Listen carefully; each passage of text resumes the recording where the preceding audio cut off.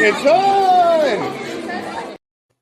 It is on. Hello, everyone, and welcome to another edition of Disney Parks Talk Live, where the four people on your screen right now catch up on what's going on in the world of Disney theme parks and sometimes non-Disney theme parks, of which we have that too today. But we're going to start with Disney because there is so much going on between Tiana's Bayou Adventure and Lighthouse Point and all the announcements about the mermaid and the Country Bears, and then we've got Universal going on with Epic Universe Preview Center. We've got their nighttime stuff starting, which some might say even rivals Disney's nighttime stuff, and so much going on. So let's get started. First of all, my name in the wrong corner is Doobie Mosley. I am the co-founder here at Laughing Place.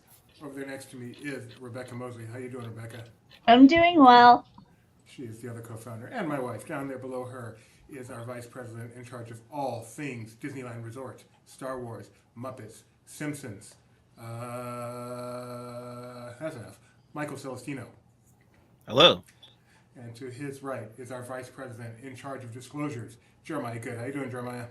I disclosed this shirt was given to me by Roosevelt's to make me look better. My hat was given to me by Disney.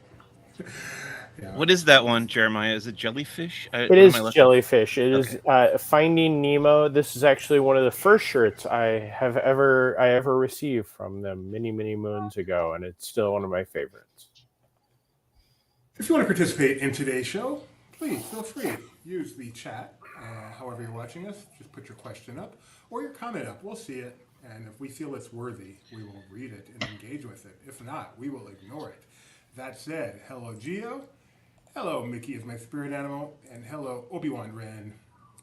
Let's get started with a closure, a goodbye that Jeremiah did yesterday. What are we saying goodbye to this time, Jeremiah? Test Track, again. Test Track 2.0 closed yesterday without a lot of fanfare, as our CEO asked me to document Test Track closing, and a few days ago, I said, sure.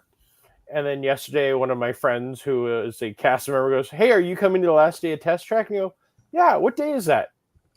Today. There was no significant merchandise.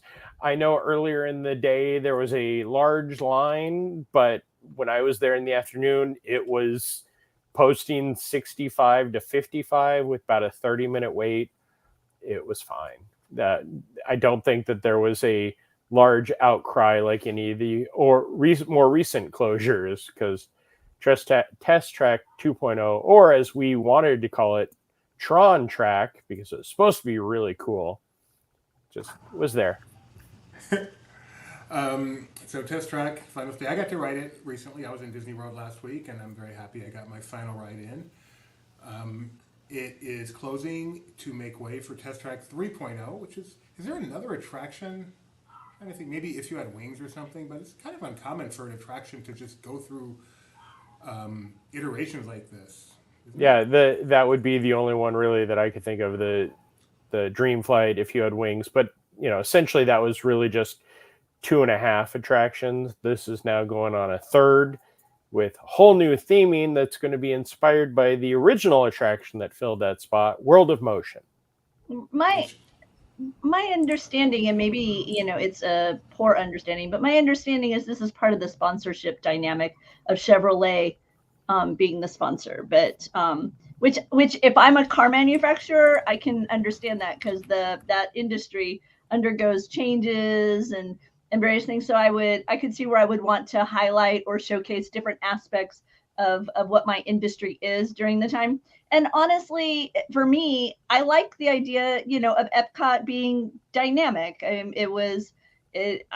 appreciate it being an evolving and changing and exploring reality there. So, I don't know. I kind of am in a different camp, I think, than others when it comes to, especially like Epcot for me is the one place where I do like to see some turnover, some change, some refreshing. No, with the contracts with all the original sponsors, I believe it was a 7 to 10 year switchover to, redo the attraction, do changes. Test Track is really the only one that still has a sponsor. I don't even think HP sponsors Mission Space anymore. That's right. Around, but yeah, they've gone through the changes each time, and 1.0 was kind of classic but very basic. 2.0 is supposed to be the future of, hey, here's the cool stuff that's happening with these cars. And now 3.0, I think they're going, hey, let's just kind of make it something classic so we don't have to change it in 10 more years. Although I hope they do. I'm with Rebecca. I agree. For an attraction like this, doesn't work for all, but for an attraction like this, the concept of just giving it a total reskin, which is what it really feels like every decade, I love that idea. Flying cars will be next time. Exactly. Yeah, more than reskin. You're not going to show the other picture, Rebecca? Our first ride on Test Track? Oh. Yeah. I sent over my last ride photo to you guys. Okay. So here you go. This was our first ride. Back in We're in the front row. Who's in that? The middle. That's not Doobie. In the middle.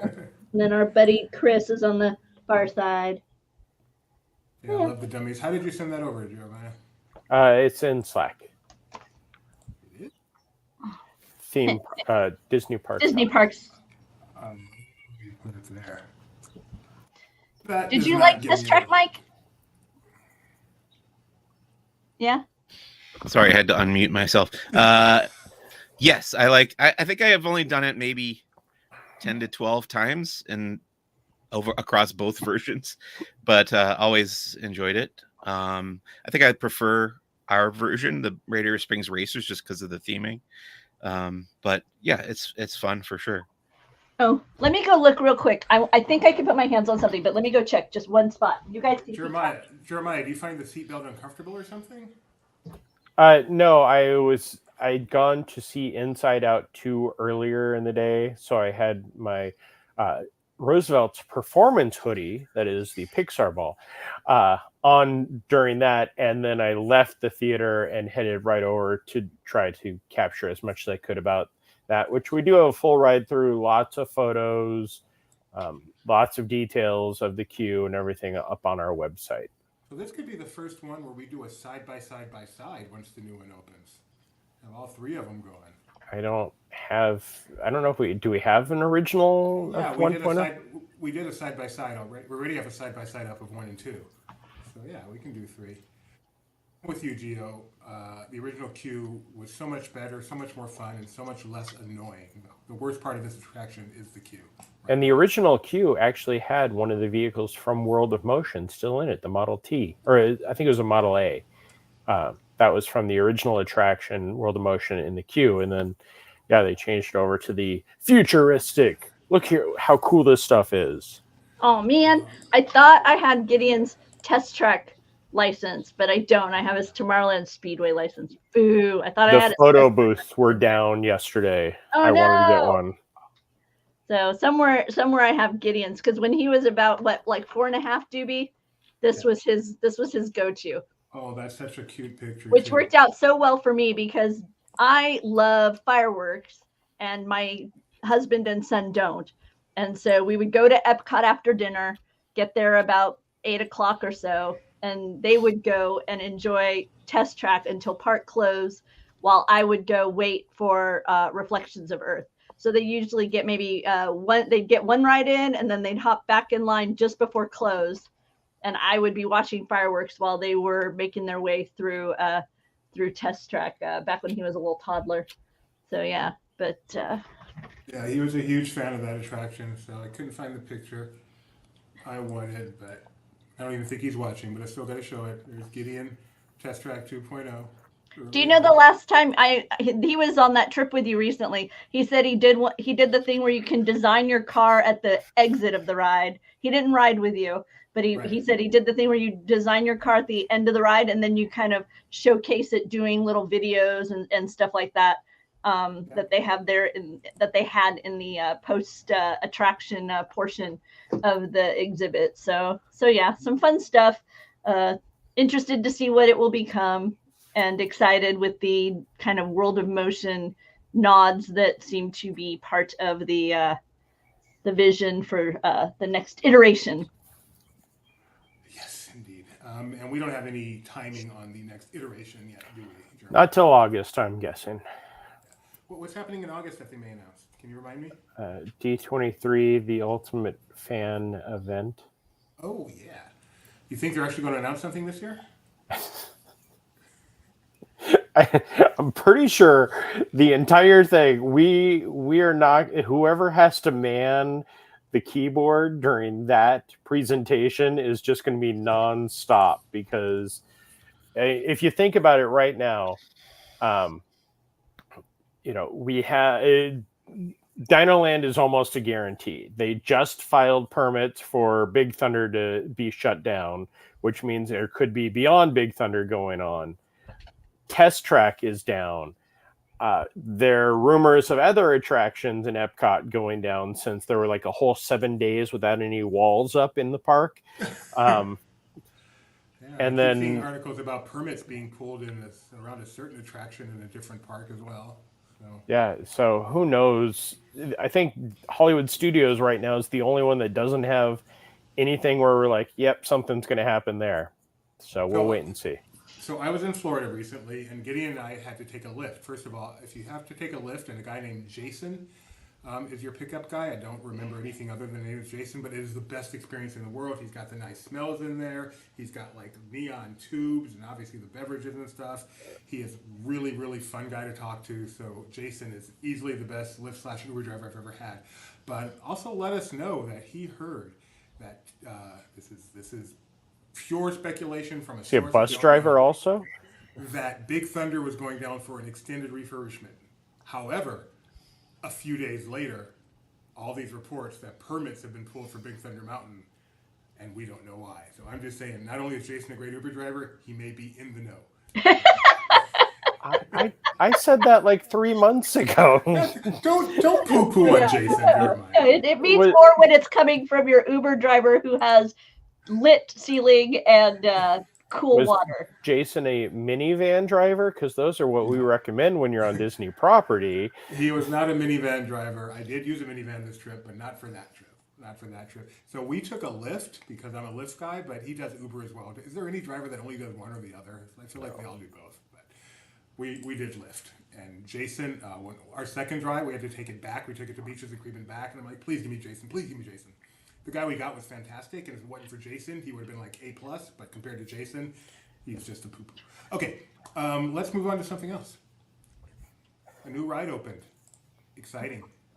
There we are. What? A new ride opened? When did this happen? It is a big deal when a new attraction opens, and it happened. Actually, it hasn't happened yet. It opens later this month, but the media event happened for it last week. Jeremiah and I were there. You can see Tiana there. She was a gift to us, along with many other things. Thank you, Disney. But we got to ride Tiana's Bayou Adventure. We got to chronicle it for the website, so you can go find our YouTube video on there. You can also find Jeremiah and I's video review on there, which was fortuitous because we had a POV cam of us riding it. And then at the end, when you're just kind of sitting there waiting to get off, we said, hey, this is a great time to do our review. So right there from the log, we have our review of Tiana's Bayou Adventure. So let's talk about it a little bit, Jeremiah. Tell us about Tiana's Bayou Adventure. I enjoyed Tiana's Bayou Adventure. I think both you and I said it far exceeded our expectations. It's not perfect. I mean, no attraction will be perfect when somebody has their heart set on a certain attraction that it replaces. But I really enjoyed it. It's lively. The scenes, and this is something that everybody has said is it was great, and that was even planned that time. It was not planned. A lot of the poo-poo that's come out of it is it's not as full as the previous attraction. No, but when you go down there and it is the Bayou and it has the fireflies and the music and everything, it definitely sets the mood. I agree. So, in my opinion, the way I keep describing it to everyone, and will eventually write as a review, is it has some amazing, amazing animatronics and some really awesome sets. To look at the individual scenes of Tiana's Bayou Adventure is to be marveled. This is like Disney at its best. Really incredible stuff. It does not piece together as well as I would like. I hear a lot of complaints about having some dead zones. I don't find it having dead zones. I never was looking there going, there's just nothing here. I could see the fireflies and such, and I felt engaged. But what is kind of weird is there are places where you can see the scene up ahead of you. Like there's a scene, one I remember, Tiana is there and she's going to be interacting, but we're not there yet. And instead of her kind of doing whatever, while waiting for us, she's just kind of there in a static position until we get to the right place, and then she does her thing. And so it's kind of weird to see a character off in the distance doing nothing, waiting for you to arrive. I think Splash Mountain just had continuous stuff that you rode by, whereas this is trying to time it with the log, and which is fine when you get there, but when you can see it up ahead, it's just kind of weird.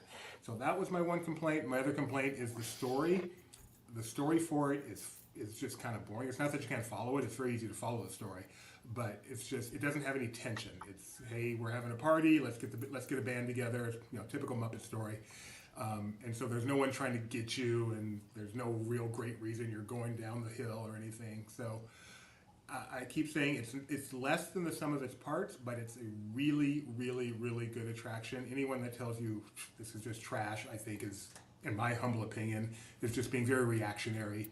Taking Splash out of the picture, I think you look at this and you just go, this is good. They did a really good job. Compared to Splash, honestly, it's not as good as Splash Mountain, but it's really, really good. I highly recommend it. I think it will become a favorite of the everyday guest, and I applaud Carmen and Sharita and Ted and the whole gang over there taking on a really, really, really difficult task, and I think they did a really, really good job with it. Yeah, I think exactly what you said, Doobie. One of the interesting things is the animatronics, like you were talking about.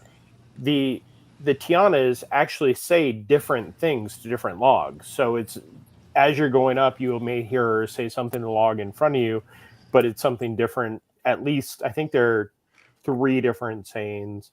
One of the things, I think it was Sharita that said that it's still a rite of passage for kids with the 40-inch height limit. So it's the big kid drop for the first time. And again, yes, we all have ridden Splash Mountain so many times we can't even remember. But the kids that have never ridden it will get off this attraction loving it as much as they love the film, where we got off it loving the attraction without even seeing the film.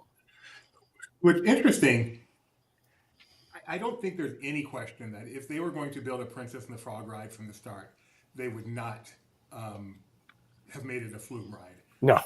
This is very, very much a family ride, a ride for, the littlest ones. It's not scary at all.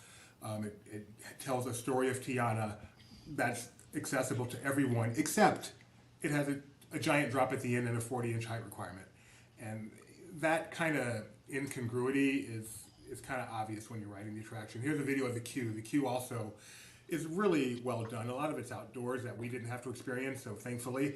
But the indoor portion of the queue is a big upgrade over Splash Mountain. One interesting thing is during the lead up to this, over the past year, there's been a lot of talk about the queue music and the queue radio show that's playing. And unfortunately, they did not have that going for the media event at all. So. It kicked on a couple of times randomly, but okay. Yeah, during your entire walk, I don't think it ever happened. And then I think the second time we rode it, like as we were heading down into the salt mine or the salt dome, it kicked on. And then I rode it later in the day, and it's an individual song with the radio promotion about the Tiana's party, and then they talk about the needing the band, which Lewis was responsible for. But yeah, there isn't, even with that, like if they hadn't told us the storyline, I think it would have taken a lot of effort on my part to catch the storyline. But the queue has a lot of pictures, Tiana, and her cooking and her awards, and just some really nice scenes. Nothing spectacular, nothing interactive, but just it's a good setup for the attraction. Obviously, lots of merchandise. I believe Rebecca has been showing off a lot of that while we've been doing this. I love this guy. I can't wait. Will be the hit. Yeah, I can't wait to see what these are like when they're like numerous people have them, because they come with this little and they like my understanding is they interact. So I'm curious to see kind of how that ends up, being realized in the park. But they light up. I'm always a sucker for light up toys. And not only do they have the Firefly toy that lights up, thank you Disney for giving a set to Laughing Place, but they also have these ears that light up, and the ears actually go through 3 different modes. So you have 3 different kind of light up modes for the ears. So yay, light up stuff. Yeah, I haven't ridden it yet, but the one thing I'm really curious to see how it plays out is one of the things that made Splash Mountain kind of so re-rideable and such a draw was the tension and then the jubilation that it had, and they clearly didn't go for that type of storyline with this ride. And so I'm interested to see kind of how the story and how the experience hits me now that it doesn't do that. Because it used to, I mean, they would just fill you with all kinds of dread as you climbed up that hill, and it was like, oh no. And if you were nervous, it just really played into that nervousness. And they clearly opted, not to go that route with this design. And so I'm interested to see kind of how that impacts overall, because you don't have that, the highs and the lows in the same kind of storytelling way. So, and not everything needs to, have that. So like I said, I'm intrigued to see, that's what makes something a popcorn movie, right? When you don't have that intensity and then whatever, it's like, oh, you just kind of throw back the popcorn and enjoy it. So I can't wait. I'm so excited to ride. I love critters. So. And one of my favorite parts of this, and I hope that whoever edited our video kept that in there, is when we splash down into the go before you go up, and Doobie and I both just look at one part, and we both at the same time go, wow. Yeah, yes, you do. It's very cute. You do it in sync. Yeah. The other thing I noticed, Jeremiah, is this ride has kind of a reputation for this one portion where you would just get a shoe full of water, as I recall, right? Disney World has never been, you've always gotten a little wet. Every now and then I would get soaked, but it's going to be the Disneyland one that will be the interesting version of how wet you get, because that one's going to be opening probably later this year when it's a little bit cooler. So good luck, Mike. Not that I won't try to be out there for the same time. No, I'm excited. I'm excited to check it out. I'm sure Mickey Mouse is my spirit animal. Excited. I'm Geo. I'm eager to hear what y'all think about it once you experience it. It's always hard when a favorite is replaced, and so it had some big shoes to fill as far as kind of the popularity of the experience. So we're eager to see how the general public responds to it when it finally opens up at the end of the month, right? Like the 28th or something? Yes. Jeremiah, you must see the comments on that video. One of them is hilarious. So what's interesting is, timing, as I said, is an important part of this attraction. And Splash Mountain in Florida and California are not the same layout by a long shot. They're quite different. So very interesting, Mike, to see what happens when this opens up in California. And just, it can't be identical how similar it is. Have you watched any of the POVs yet, Mike? Or are you trying to stay unspoiled? I've watched little clips, but I haven't watched the whole thing all the way through. Yeah, obviously you'll be writing it down there, I'm sure. Maybe you and I will get to do a POV like that, like you and Jeremiah. Hopefully it looks better than ours. We won't be sitting next to each other, that's for sure. That's a good point. I love the logo, by the way. I've become very enamored with it. Very elegant. There's a back to that too, right? Okay. So yeah, the merchandise won't be available until the attraction actually opens. So thank you very much, Disney, for giving us a sampling. The Magic Band Plus is available. It does interact with the ride. It also interacts a lot with Dreams That Soar, which, oh my goodness, that's such a great drone show. But we've already talked about that, I think. Yes. All right, there's Tiana's Bayou Adventure opening up June 28th, Jeremiah says. Yes. And check out tons and tons and tons of content. We talked to Charita, who is the primary Imagineer on it, I believe. We talked to a PhotoPass person. We have tons of videos, pictures, multiple ride-throughs. So please go check that out if who are interested, and can't wait to hear what you think of Tiana's Bayou Adventure opening up soon. And then, of course, this was a 2-day media event. The first day, we actually got some news coming out of it. They had us in the Hall of Presidents. We got to meet some Country Bears and new digs, and then we got the big announcement that the next great attraction at Disney World is opening when, Jeremiah? July 17th. Yes, indeed. The Country Bear Musical Jamboree. I cannot wait. I'm really hoping that there is some type of preview for the media, because going on July 17th to be, you know, happy about Walt Disney World to me is a little sacrilegious. Yeah, that is an interesting date. Of course, Disneyland's anniversary is July 17th. They also told us a little bit more about the Little Mermaid what would you call that? How would you term that? It's updated. I would call it an update. They went through, they are keeping the puppets, which is what everybody was worried about. The most interesting part is when they were talking about the video behind the puppets, especially during the under the sea part, where they kind of talked about multi-plane camera and the depth, how they worked some of that. This is the mocap for the Ursula and King Triton, as they said in the video, but I'm pretty sure that's just the Ursula. And then they also added in two songs. I kept saying new songs.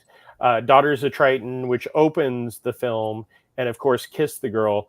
So the way it sounds now, if somebody who has never seen The Little Mermaid, which at this point, you know, there are definitely some children who may have not seen it, they'll be able to go in this attraction to understand it. As before, where if you had never seen the movie, you had no clue what was going on. Like, none at all. You know, mentioning the music reminded me of the one other thing I wanted to mention about Tiana's Bayou Adventure, which there was a new song in it.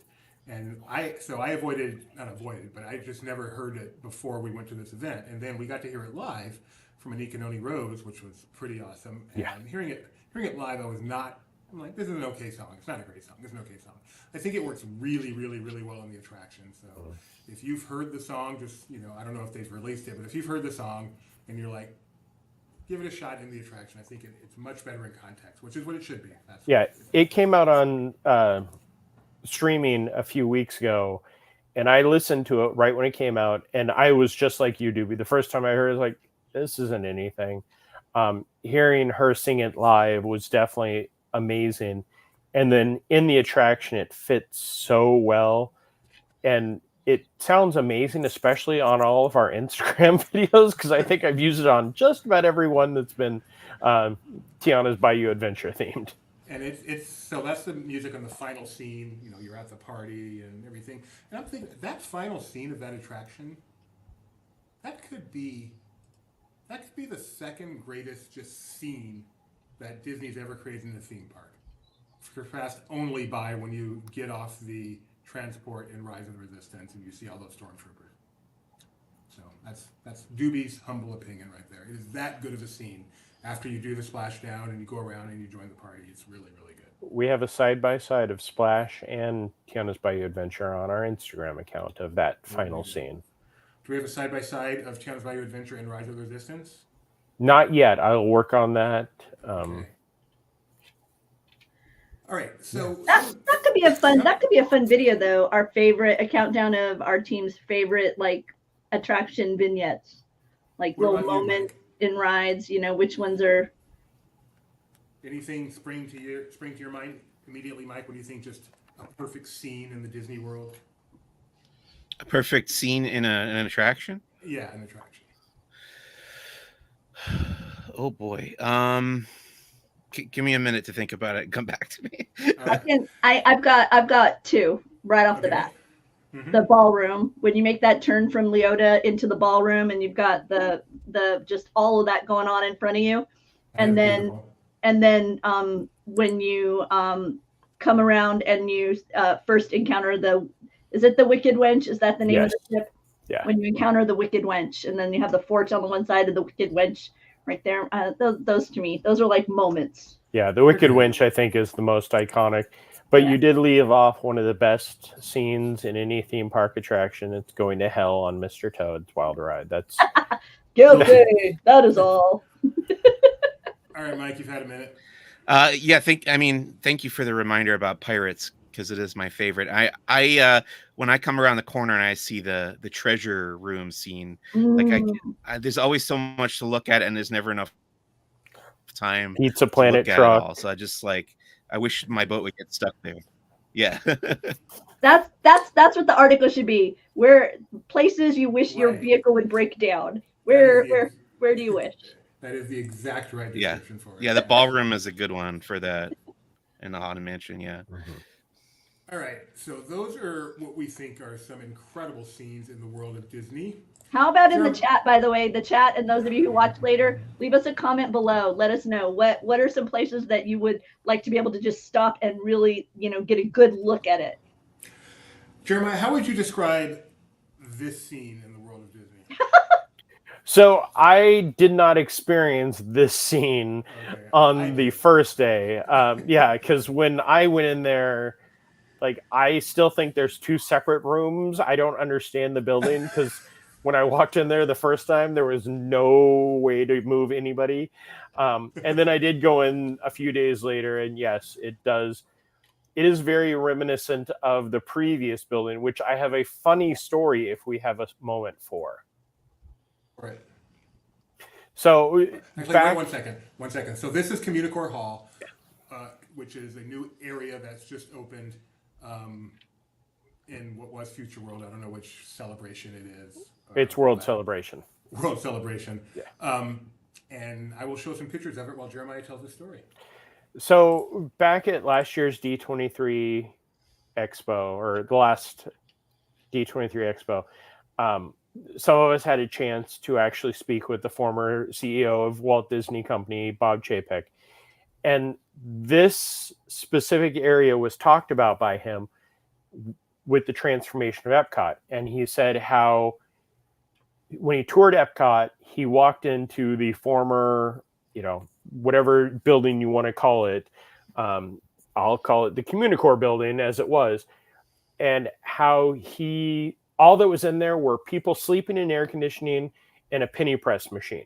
And that's all it was. And he wanted to do something to change it and make it something fresh and exciting. And now we don't have a penny press machine. I mean, I know what they're going for. We got to see, I got to see those windows being open and being used for quick service and food. So when it does come time for any of the many things that they'll hold in there, it will be, instead of food booths, there'll be those booths available. Okay, so let me jump in.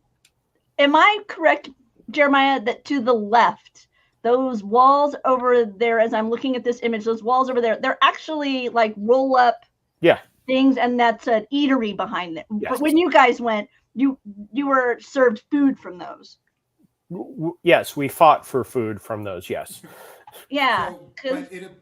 But did it appear to be a vending location, like they were selling food, or just a place they could serve food? No, it looked like there was a kitchen behind there. They were prepping stuff. Was there a cash register anywhere? It looked like there was. So that was PTSD. I took these pictures. This was a couple of days after it officially opened, and this was probably somewhere around 11, 12 o'clock, so it's not like particularly early. I fully expected them to be selling stuff in here, and so I was surprised they weren't. They do have a place outdoors where they were selling stuff, but inside was not being, nothing was being sold at all. So it really just made me curious. What is this supposed to be used for? Festivals, I certainly can see, but just on a day-to-day basis, it really just looks right now like an area to relax and press pennies. It's so bizarre. Really odd. Yeah, the festival favorites is the one that was outside, and they were selling mostly alcohol from what I saw. I definitely need to go back and revisit that area and see the show, which I'm guessing we're about to lead into also, without that mess. it's just such an interesting, but no, to me, it's such an interesting choice to design this location that's going to be a dynamic, adaptable place for your festivals. You know, they have so many at Epcot, and then they ended up opening it during this tiny window that there's actually not a festival, and yet it's just open so sterile. I'm just surprised that there wasn't, like, you know, antiquated props or something, you know, that they could have thrown in there to at least, you know, give it a little bit of life. You know, I understand you want to be able to transition it to your festival quickly, and that's the whole purpose, but it's just so weird with the launch to not launch it in a more dynamic. But maybe you don't want to set people up to expect it to be vibrant in between festivals. Maybe you want people to know, hey, this will come alive during the festivals, and then it'll be kind of dormant in between. I don't know. I'm very intrigued to see what this space becomes kind of moving forward in the festival and then outside of the festival, because this is so like atypical of what I'm used to. Because like even, you know, the festival arena at, you know, Disneyland, it was usually like repurposed space. You know what I mean? It would be like it would have shows during the day and then something else during the seasons or whatever. So yeah. This is the outdoor portion. As you can see, there's a stage over there, which does have a show called Celebración Encanto, which we'll talk about in a second. You can see there are a few umbrellas that they place out around, but in general, it is a hot, exposed area, which again is another interesting choice. There are a few tables around, and then a few planters where you can also sit on if you don't mind getting your tush burned, which I did do. But again, interesting. Now, what is nice, what I do find nice, not only here, but there's another stage that opened recently where I had the same thing. I can't remember which one. The seating area goes all the way around. So you can sit behind the stage. Oh, I'm thinking of Downtown Disney. So you can sit behind the stage, which I just find interesting. Be able to watch a show from the back, see the band. It's not quite as loud. I happen to love that aspect. So yeah, this does go all the way around the stage. But this is the stage for Celebración Encanto, which Jeremiah both videoed and live streamed at the same time. So why don't you tell us about it, Jeremiah? Well, it also, the band that was playing in between, so they have an alternating band show. So it is very lively in that area. The Celebration Encanto show, the best description somebody gave me was, it is a very DCA show. It is two storytellers that sing the songs, get the kids interacting, and then towards the end, Maribel and Bruno come out and dance around with the kids, and they kind of play little games like Limbo, that kind of stuff. It's a cute show. I mean, it's very evident that it is a temporary show, but you know, it's better than what used to be there. Show a little bit of that show here, if I can press the right button. So, yeah, it's Wow, definitely I did a good job. Streaming at the same time. Yeah, they like ask trivia questions, and the highlight obviously is when they bring out Mirabelle and Bruno. But yeah, the DCA show is a perfect description of what this is. It is not a huge production, but it is fun. Okay. Yeah, I mean, the whole area is very nice. It does open it up. I was just at Epcot the other day, and I still am, you know, wall struck where I still walk a certain way to avoid, because the center section isn't open. Now that it's finally open, I have to get used to walking through there, because I completely missed all of CommuniCore Hall by doing my normal walk. That's funny. And the final thing that opened right there next to CommuniCore Hall, CommuniCore Plaza, is a new Mickey and Friends meet and greet, which actually we got to experience, and it's kind of cool. I personally love the graphics that they have on the exterior queue, which you can see some of here. We kind of got, I think they gave us a preview of this on the Parks blog a while ago. But what I really love is once you actually get inside, we did take the time to go meet Mickey and Friends. It was Mickey, Minnie, and Goofy. When we went, there were just so many on the walls inside, so many homages to old Epcot everywhere you look. I wish Gideon was on right now. He could talk about it much better than I could. But they were all over the place.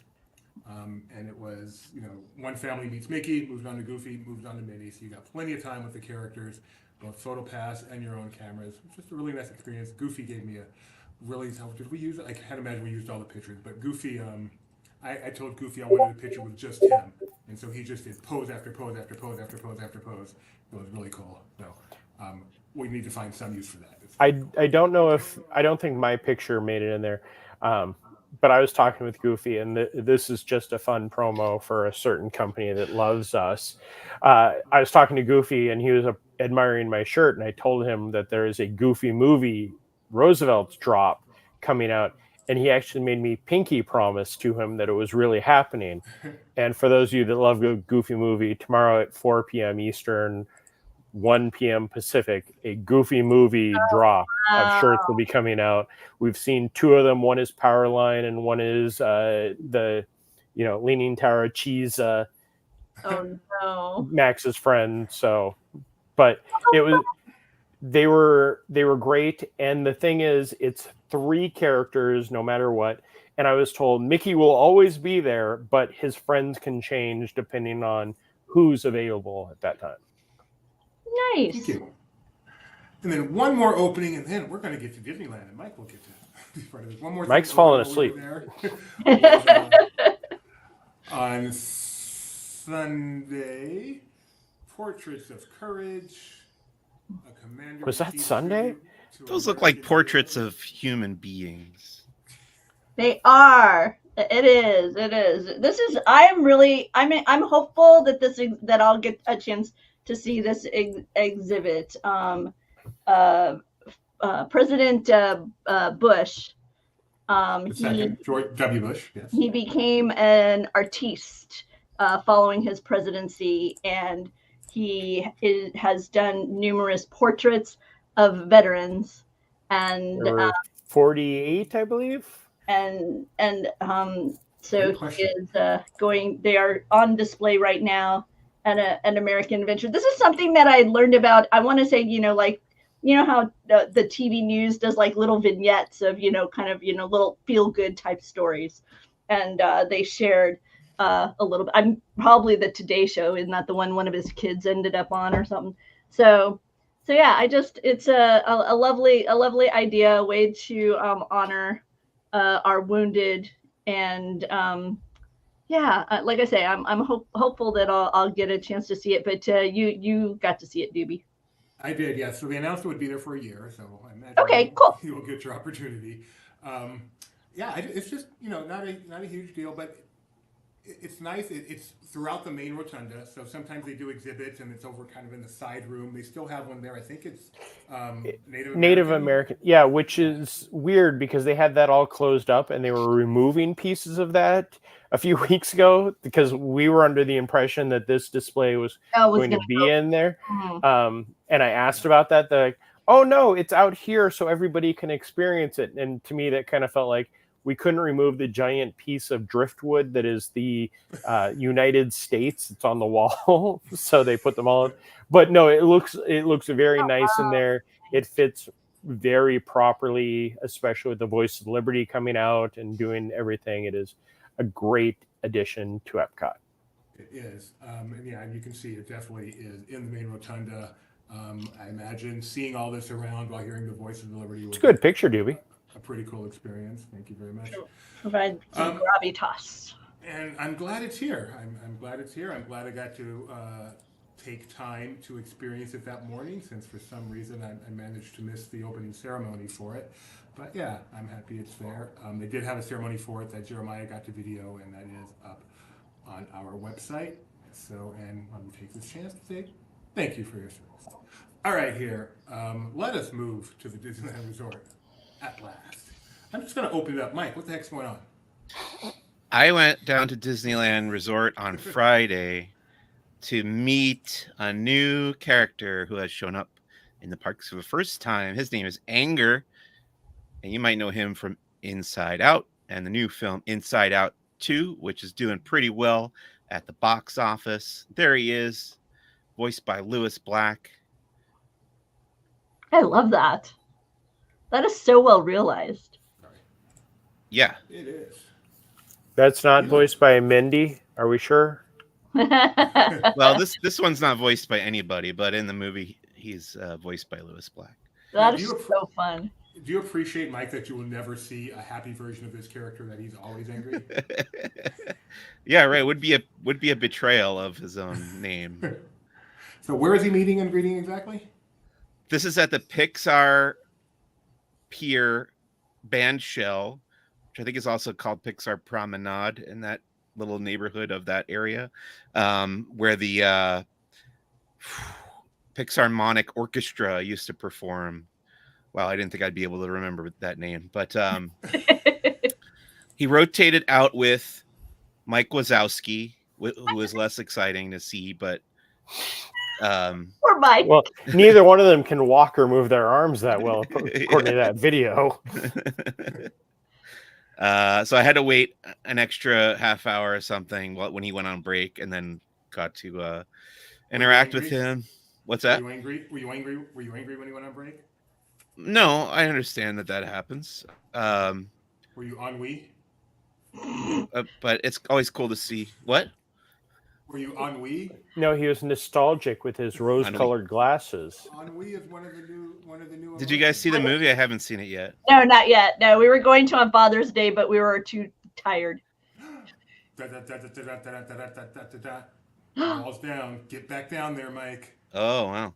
Yeah, so while I was there meeting Anger, I did some catch-em-ups on other stuff happening around the Disneyland Resort, such as the construction at Downtown Disney. Woo! The previous visit, I had covered the new Downtown Disney entrance, which is by that new Din Tai Fung restaurant.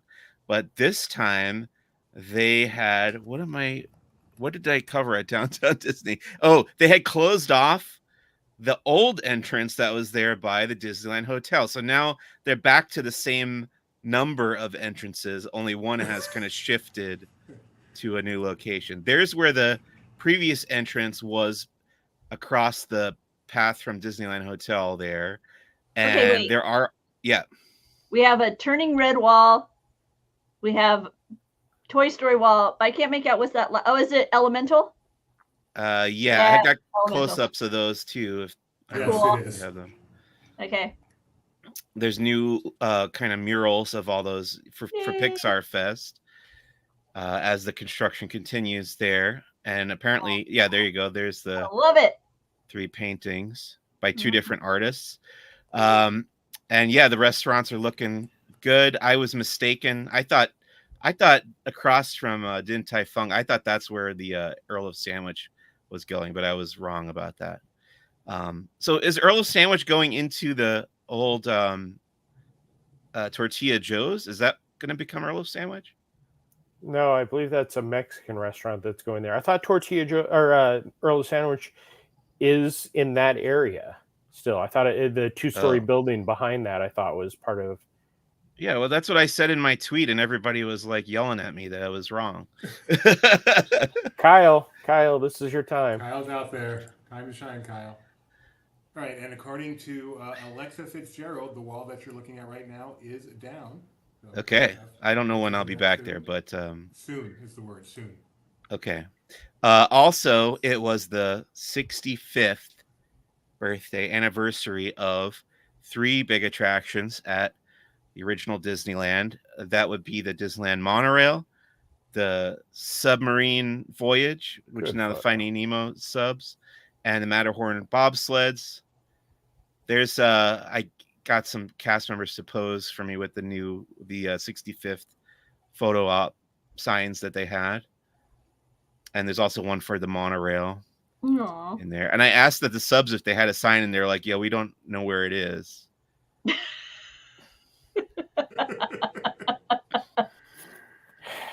Cool. I think you also got some cool stuff at the Pixar Place Hotel.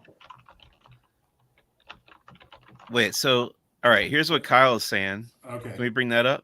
Yeah, right there. So Tortilla Joe's is going to become a steakhouse. The thing I took a picture of is the food court, but I think Earl of Sandwich is going to be a part of it, right? That's what Earl is going to be a 2-story building. Yeah, it's 2 stories. The thing that I took. But anyway, I don't know. It's fine. You can correct me if I'm wrong on Twitter. Isn't that what it's there for? Yeah, it's for people to yell at me. Okay. You want to talk about what's going on at Pixar Place Hotel with Inside Out? Yeah. So also, before I left, I went over to Pixar Place Hotel, formerly the Paradise Pier Hotel. And up on the second story of the atrium, I had to ask around where this was because I couldn't find it myself. What, they're doing tea again? No. On They have a display of art and maquettes from Inside Out 2. Several of the characters. There's Anxiety, voiced by Maya Hawke. This is on the second level of the atrium by all those dangling mobiles of the okay. Pixar characters. Yeah. Up by where the tea room used to be. Okay. Sorry, that's going really old school. Yeah, like no one knows about the Mary Poppins tea room except us, who did it numerous times. Cool. Anything else at Disneyland Resort you want to make sure we talk about? I know we've got a Disney Vacation. Oh yes. Sorry, I forgot one thing too. Yes. There's a new temporary location of Wonderground Gallery. Can we bring that up?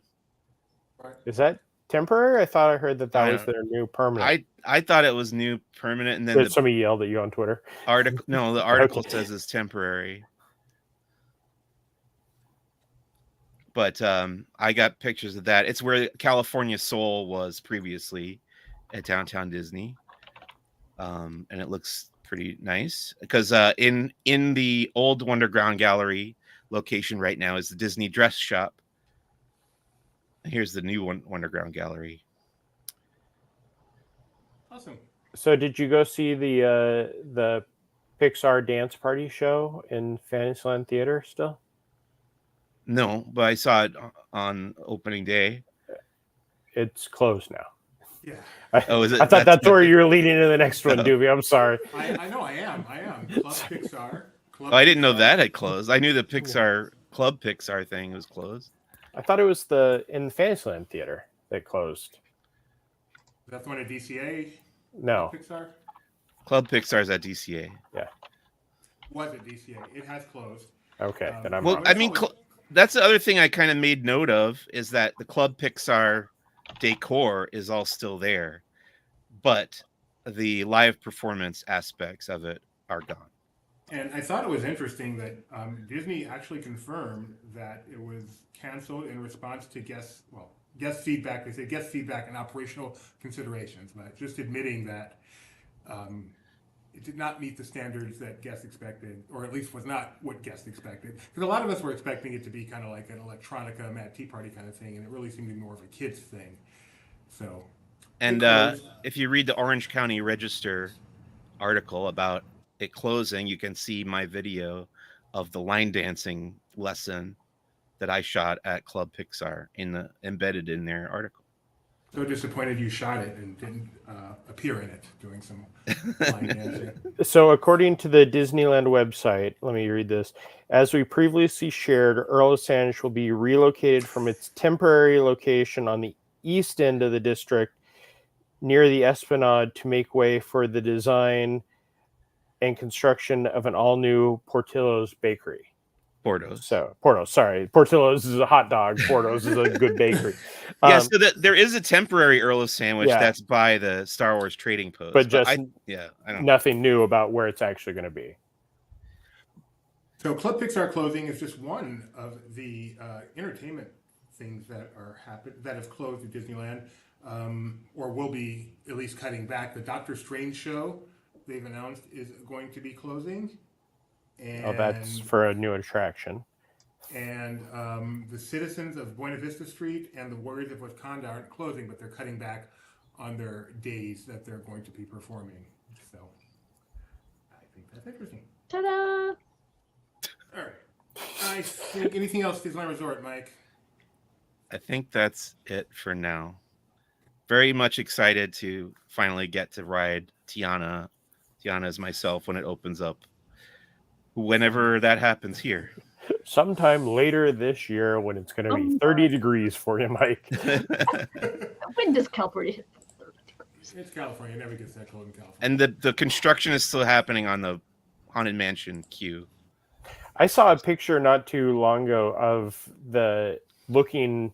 I think it was on the Mark Twain, looking back where the structure for the exit shop for Haunted Mansion was coming along pretty well too. So that's exciting. I have heard from sources that Haunted Mansion Holiday will be happening this year. So we know that means Haunted Mansion's supposed to open sometime this year. So they could have just like left it instead of converting it back this year, right? Because yeah, it will never have been a classic Haunted Mansion in 2024. What are we heading to next, Mr. Doobie? I'm thinking we've been doing this for nearly an hour and we ain't done. All right, Jeremiah, your turn again. DCL? Lighthouse Point. Talk about it. Lookout Key at Lighthouse Point. Beautiful island. Yes, you have to walk a little bit of ways. It is not that bad. It will not kill you. Sorry, I had a lot of people coming at me on the cruise of how dare you say it's not that bad of a walk. It is a half-mile walk. So yes, if you enter Magic Kingdom and go, gosh, that's a long walk to Space Mountain, then yes, it's a long walk. All right, so I'm going to disagree with you here. I was expecting you to come on and just talk about Lighthouse Point, but if you want to bring up the walk, the walk. There are several differences between this and the walk to Space Mountain. One, there's shade when you walk to Space Mountain and air conditioning. Two, you usually don't have to make a beeline. You can stop along the way. And three, and what I feel most importantly, when I go to Walt Disney World, I'm wearing my tennis shoes. I'm ready to walk. When I go to a beach, I'm wearing swim shoes or flip-flops or something, and I don't want to walk. And it's not nearly as comfortable to traipse a half mile both ways, including at the end of the day when you're sopping wet, as it is to just walk around the park. So while it's fair that it's nothing, and also I'm not going to Disney World. Disney World is where I go when I'm ready to walk. I go on a cruise to relax. So for some people, I'm sure a half mile is nothing. Doobie, when you walk it but to say it's a nothing event is wrong. I honestly think Disney made a large mistake giving you a half mile walk each way as your hello to this new paradise. So the argument that I will give you is, one, that bridge is designed for the environment because there are coral reefs underneath. And two, if you were on the cruise line is on the other side, do you know how you get to the island? You have to tender. I personally would rather tender than walk a half mile, but I'm not saying there's not good reasons for it. I'm just saying to say it's a non-event is to ignore what I think are some really valid complaints. No, I call it a non-event because it has turned into the biggest, like one of the people I know, the headline that they put, for the first time ever, half the people don't get off the ship because they don't want to walk to the island.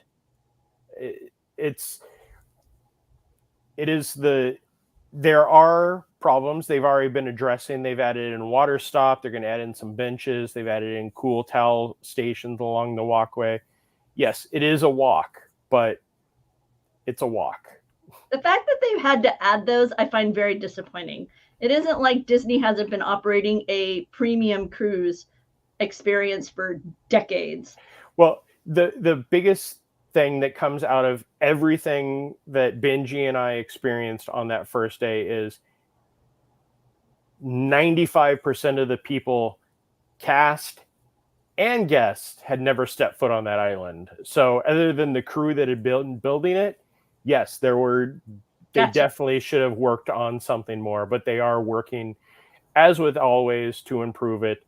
I apologize. I don't mean to make it, it's a half mile. It is a walk, but for me, I walked it with my family and friends, had a great time. It's beautiful to see the stuff.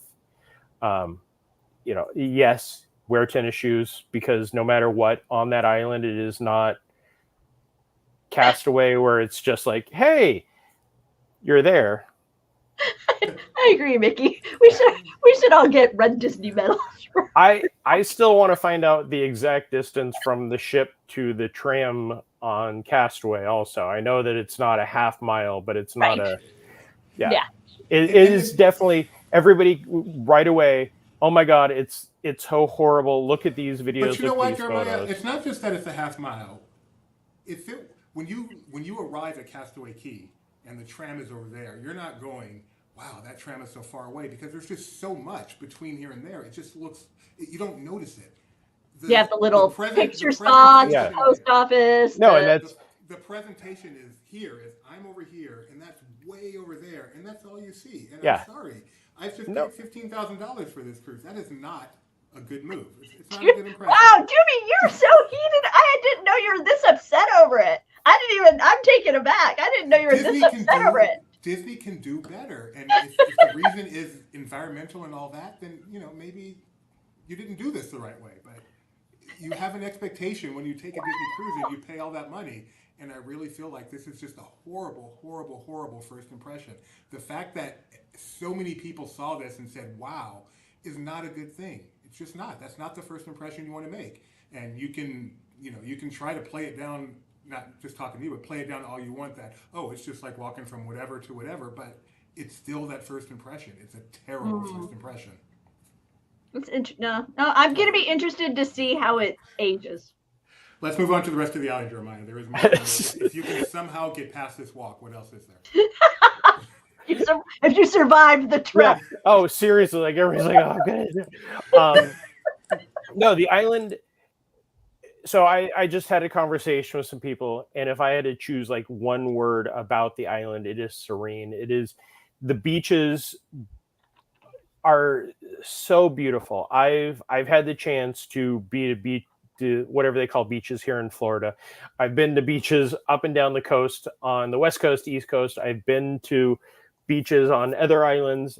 This beach is just so beautiful. Like, look at that. And the water is beautiful. I wish that I had more time to go on it. The island is very different than Castaway. Castaway is designed as you are cast away. It is a secluded island. This is an island that is populated. You are sharing it with people that live on the island. So it is much more about the bohemian lifestyle, the Junkanoo celebration, the Rush, which is a great show. Doobie, I know that you will have lots of fun with that. The Fun in the Sun Beach Bash with the characters, which a lot of us went into going, okay, this is just going to be, games with the characters. So much fun. I wish I could have put down my phone and gotten involved, because they play 3 different games with Chippendale, Goofy, and Pluto, and they play different games, and they get everybody involved in it. The nice thing is, it is not in the sun, nor is it on the beach. It is under one of the coverings at the Play Pavilion. So it is a very controlled environment. Wait, Disney finally built the Play Pavilion? Play Pavilion, Tony. I'm sorry. That is exactly something Tony would say. Yes, he already did. Many times, actually. The island has a different feel than Castaway. There's lots of activities.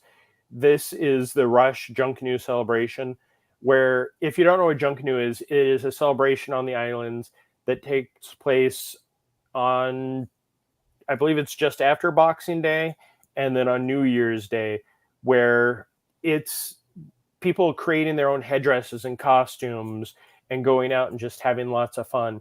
This starts off with the characters coming out for photos like this, and they do a dance. And then a Junkanoo celebration comes up, as you'll see, and they are right in front of you playing for 10, 15 minutes. If I wasn't filming, again, I would be getting in there dancing and having lots of fun. But behind that, in the Goombay Cultural Center, before this celebration, they invite guests to come out and create their own headdresses, and they are taught what the meaning behind Junkanoo is. So it's edutainment without having to be at Epcot. So I listened to another podcast, DCL Duo, who we're good friends with. They're great. Been John before, and I wanted to hear his review of it. I find them to be really fair, and the thing he kept going back to was edutainment as well. That it really is a celebration of the culture they didn't just take an island and put what they want on Yeah. there, but they will, and that everywhere you go, including on the tram ride with the entertainment during the tram, that they're educating you on the culture. Did you find that as well? Yeah, on the tram ride, they actually have, a story, and they have two of the critters talking with the narrator, and it talks about the animals. It doesn't talk about the flies, which is another topic about the island that we'll talk about quickly. And it's really fun. The island has a lot to explore. I was running from the time we got off the island to the time we got back on the island. Yes. But the thing that I kept wanting to do was go to the beach, and the however many hours I was on there, I got a chance to stick my feet in the sand, and I hate sand. It's coarse, it's rough, it gets everywhere. I just don't like it. But the sand there is fine. Like, I was wearing aqua shoes, and yes, I walked the half mile in aqua shoes, and my feet are still attached. But it's fine pink sand. So Pink.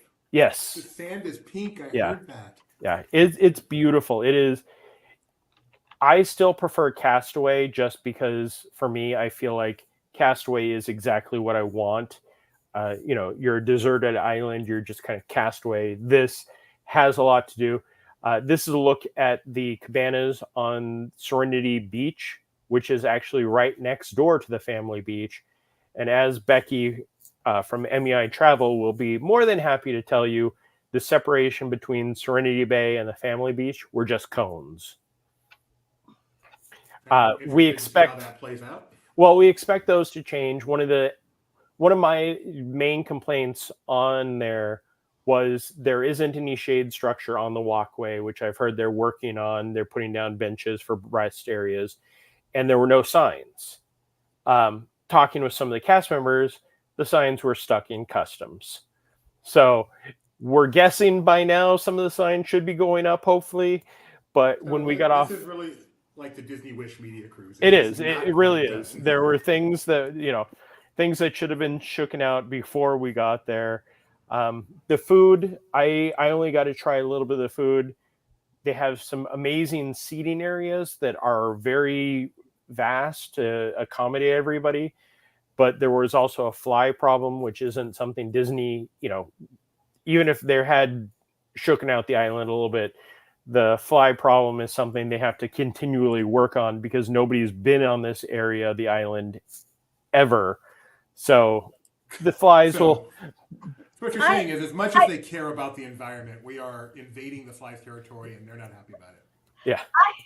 I saw some tweets and some comments from people who took following cruises after y'all, and they showed that that they've already kind of changed up some ops so that you didn't have the same level of intensity of fly encounter that you guys seem to have had. The pictures that they had were not nearly as invasive as what you guys had. When I spoke with Becky and Lou, they said that they couldn't even eat their food because the flies were invading so much. When I sat down, they had little I'm not getting off the boat. Fly fans that were deterring the flies. And again, with the customers I was speaking with, they're looking at getting some more of the deterrent around there. I know the other cruise line on the other side, I believe, had flames to deter the flies, which Disney will not do for safety reasons. But this is the water play area. Oh, that's nice. I'm not a big water play area person. It definitely looked fun. It's not quite what you have on Castaway out in the water, but I will tell you, because I was one of the last people on the island, the cast members that were working that area were having lots of fun going down the slides. Do they not have a water structure? Like a pelican plunge? No, they have nothing out in the water itself. And that, again, one of the other complaints was they don't have anything like that. Where does this walkway go? That is back to That's the one back, the half mile. See, that's how far away. Oh man, that's. I hear there's also an. And by the way, in fairness, GB, when you walked from the ship to Scuttle's Cove, if you walked that rather than take the tram, that's about a half mile. Yes, and I love to take the tram. I'm just to give like a Rebecca, please don't get into a fight on my behalf tonight. Like I don't want you guys to go home and fight. Oh no, there's no fight to be had here, because for me, it's the difference between traveling now with my wheelchair, with my scooter probably, versus I've not had to do that before. So yeah, but I'm waiting to see how they handle it and everything, because like right now I don't know that I could do that there and back. So and that's one of the things when we were getting off the ship. They do have golf carts that were set aside to be used by the guests that were in the disability rooms. And then when we were coming back, they were letting people hop on the golf carts that were going back, from what I heard. One would presume relatively easy solution is just to, quintuple the number of golf carts they have, and obviously set some aside for those who are clearly needed, they're in a wheelchair or whatever. But also, if you're willing to wait a few minutes and you want to ride a golf cart, let you ride a golf cart. Well, the bridge, and I know this will go, well, they should have designed it better. The bridge isn't wide enough to have like a tram go down there. I know as Benji and I were capturing the song, walkway like George Costanza once, just zip, zip, zip all over the place. The golf carts and the Pargos were going by, and they were pretty close. So it is not. Yeah, it's not. Oh my. Okay, I'm done with this island. Well, that also, the structure depends a lot on the size, because if a hurricane goes through, it has to be fit to withstand a certain strength of a hurricane. What's funny to me about this is Jimmy doesn't even get off the ship at Castaway Cay. I don't love to get off the ship. Honestly, part of the reason I don't love to get off the ship is a cruise is a relaxing trip. I'm in decent shape. I can walk a half mile, especially now. I've done the 5K, but I'm on the ship to relax. And the walk just from the ship to the tram on Castaway Cay when I'm wearing my swim shoes is a pain in the butt. You can wear tennis shoes and change and but then that's a pain in the butt, having to put them back on with your wet feet and stuff. I'm sorry, this obviously I can do it. It's not what I want to do on a cruise. I know, I get you. No, I get you. It's just not. Anyway, I'm so sick of complaining. But yes, the island is very nice. I enjoyed it.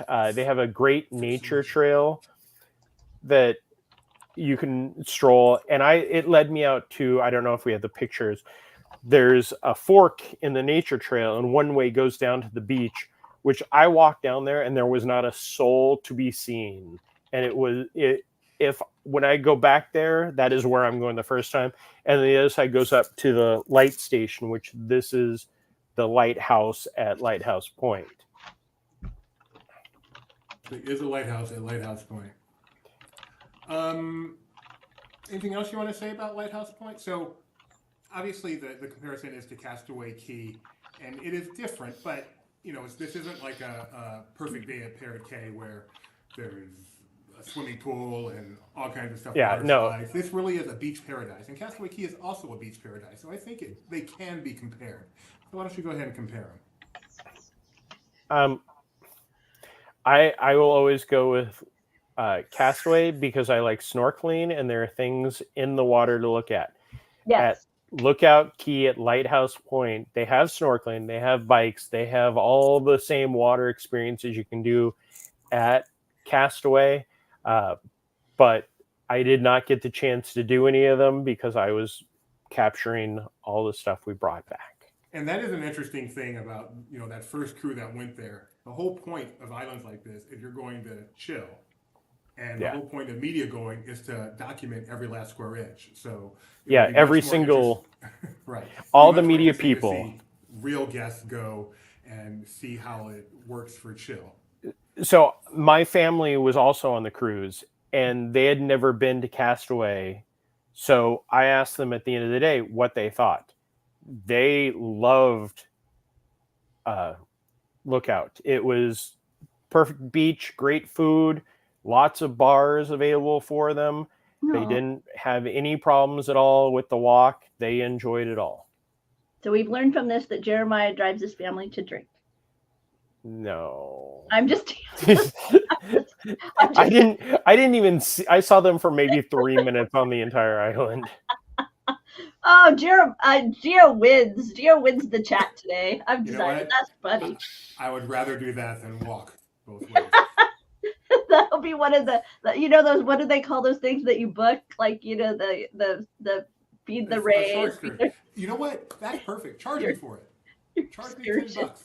Charge me $10 for a shore excursion to ride a golf cart. Your shore excursion is a golf cart ride to the beach.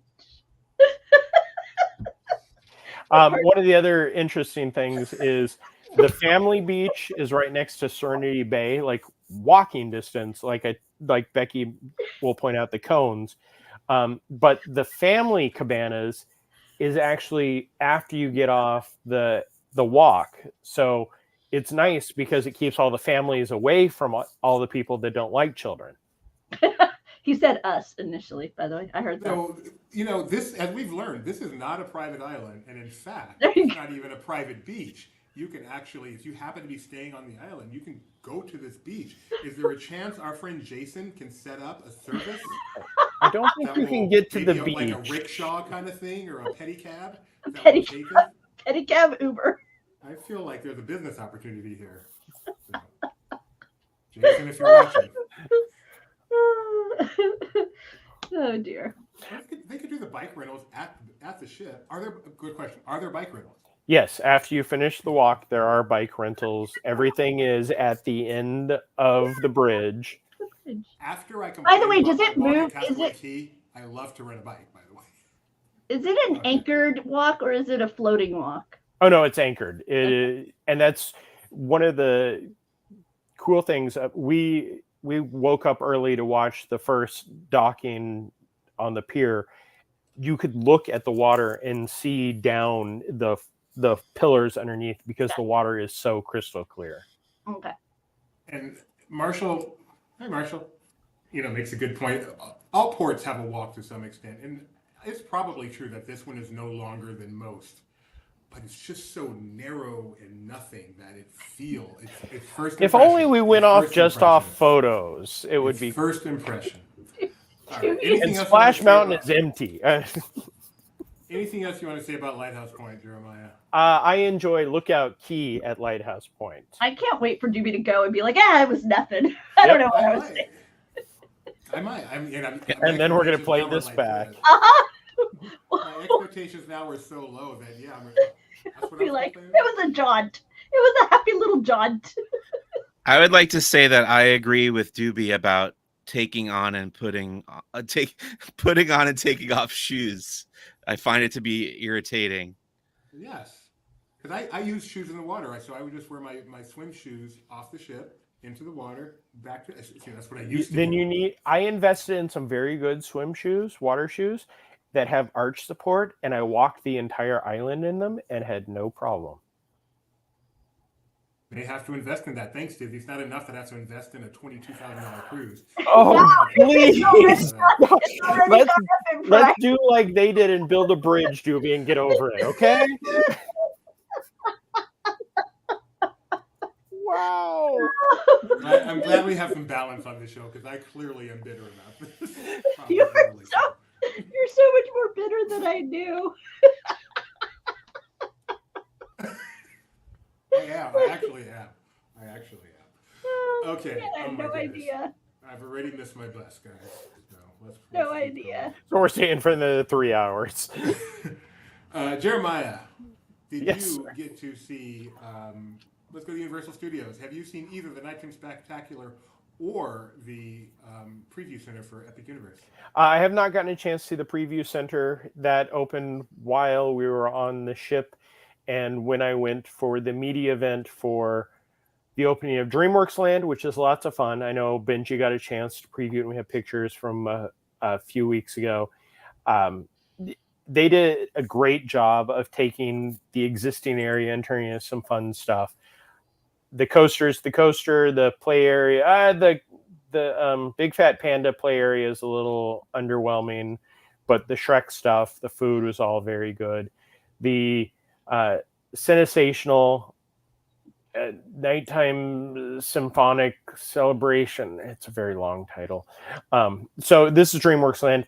That area is the former Curious George water play area, and in that area there are a couple of smaller areas that I walked through, and I did not know what I was supposed to be doing.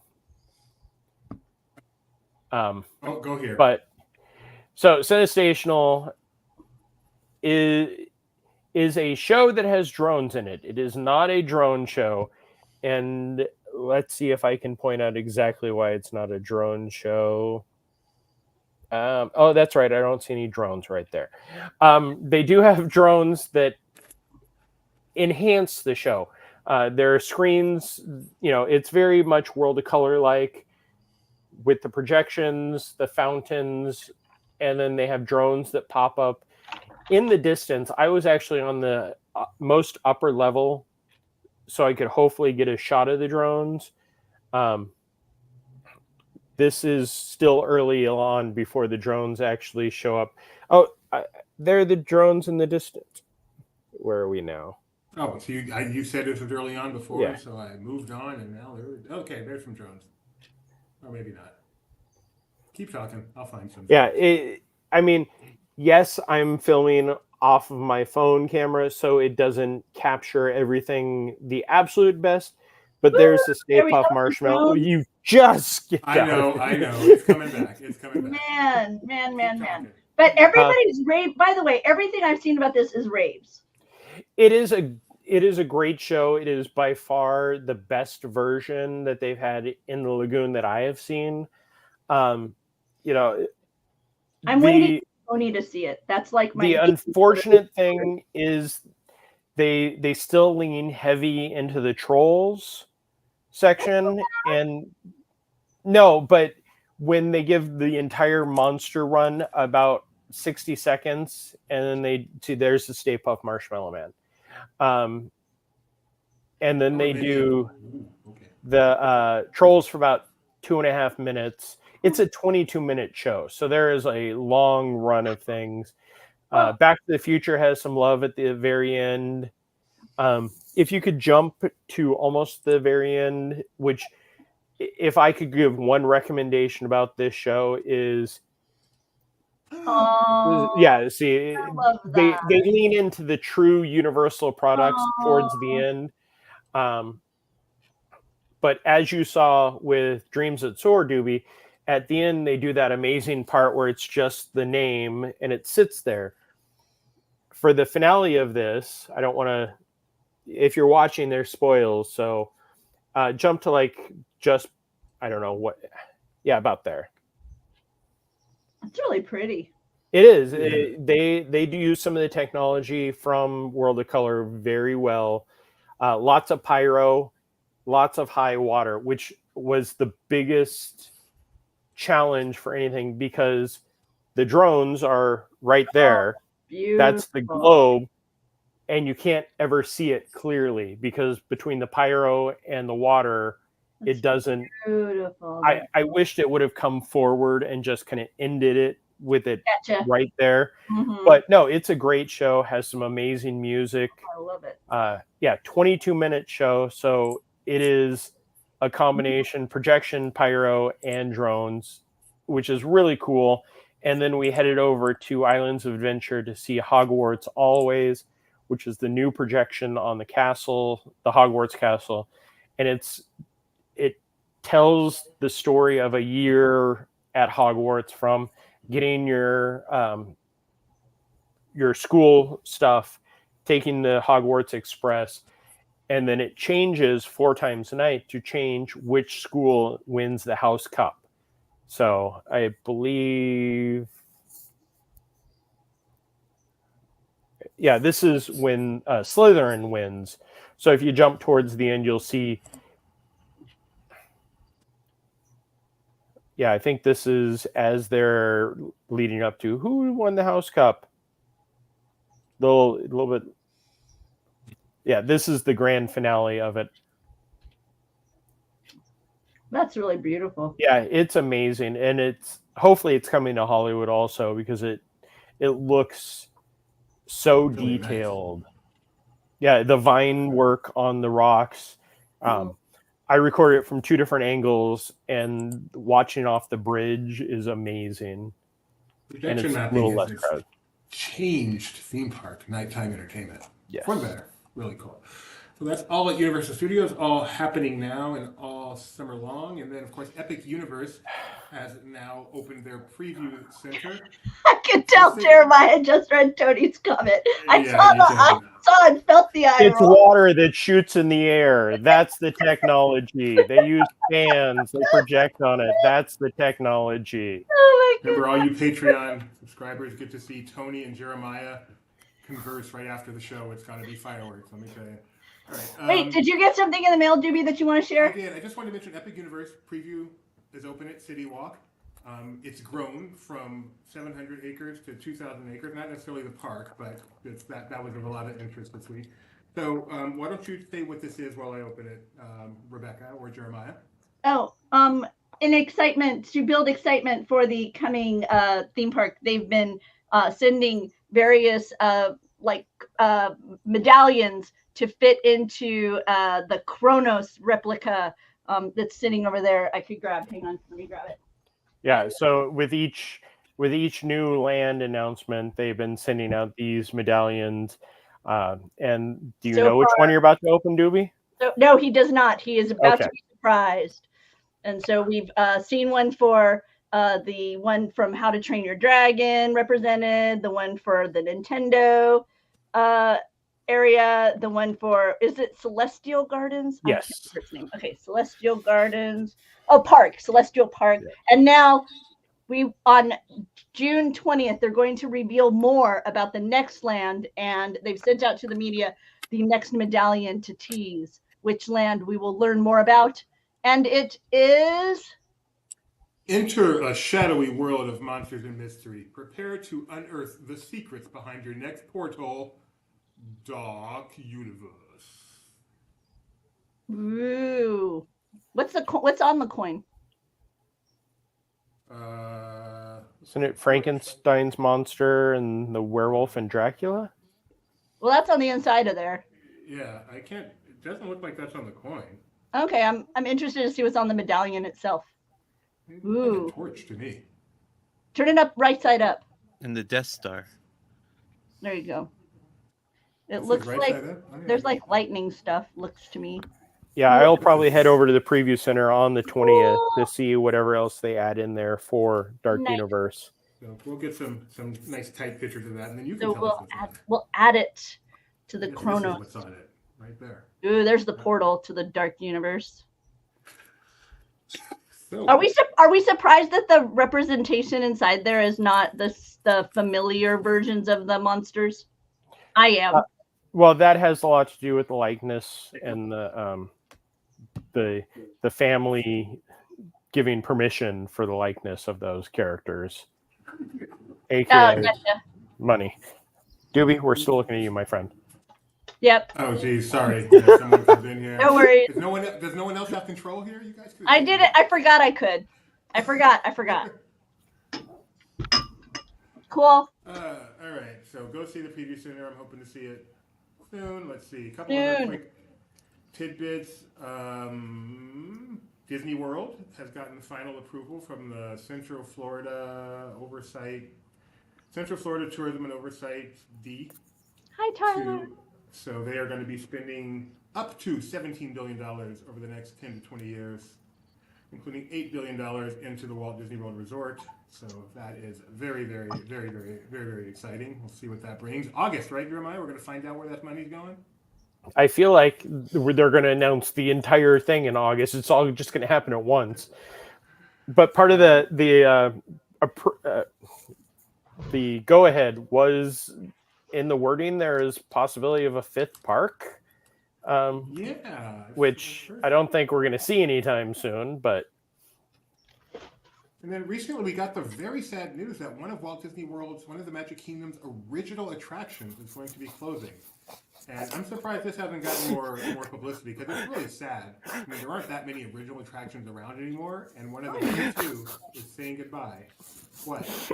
I don't even know. Why are you laughing and why are you shaking your head up there? I don't even know what you're talking about. You didn't click on every other storyline that used that exact wording? The Frontierland Shooting Arcade is going away. It's an original attraction. I do like it. I'm sad it's going away. I actually do visit it, unlike many other people, and I blame all of you for why it's not going to be around. Is it going away to make way for Tiana's Bayou shooting attraction? No, it's going away to make way for a DVC lounge, which I'm not a member. I like DVC lounges when I go. I'm guessing also that they're gonna, because that space goes into the empty space on the other side, is just gonna blow out all the way into Adventureland too. Woo! Stay tuned right after the show, folks. Gotta be a good one. Remember that building a bridge? Yeah. Yeah, and it's even free. It's a it's an attraction because it's free. So wait, that's not the one. That's the one. Yeah. Oh my. We did get to visit the temporary lounge at Epcot, but there's pictures on the site if you want to see it. DVC lounge is a nice thing if you're a DVC member or have a friend who is. You can get free drinks in there and chips and a nice air-conditioned place to sit. Kind of like CommuniCore Plaza, but without the drinks and chips. Anything else we need to mention today before we say goodbye? So on Fantasmic, they do water fans and they project. And then on World of Color, they do water fans and they project. And on everything else, they do water fans and they project. So I'm sorry I don't call every coaster by who created it. That's Berry Farm. Yeah, we do need AP lounges. I agree. That's Berry Farm has Summer Nights coming, and Mike's absolute favorite event in Southern California will be returning, right, Mike? Ghost Town Alive. Yeah, Yes. Ghost Town Alive always tells us how awesome it is, and It has already started. It has started. Started this past weekend. 11 days ago. Yay. Let's see. Anything else I have on here? Cirque du Soleil, Drawn to Life. I finally got to see it. Great show. And they have on sale right now. They have a discount. Today is unfortunately the last day to buy it, but you still got time. And then for performances from through December 20th, you can get a discount for categories 1, 2, 3, and 4. Did I miss anything, anyone? It's been a long show. Remember, the highlights, the most important things to take away from this show are Tiana's Bayou Adventure is a very, very good attraction. And I'm going to leave it at that. All right. Thanks for joining us. We should be back next Monday. And Unless we're taken off the air. bye.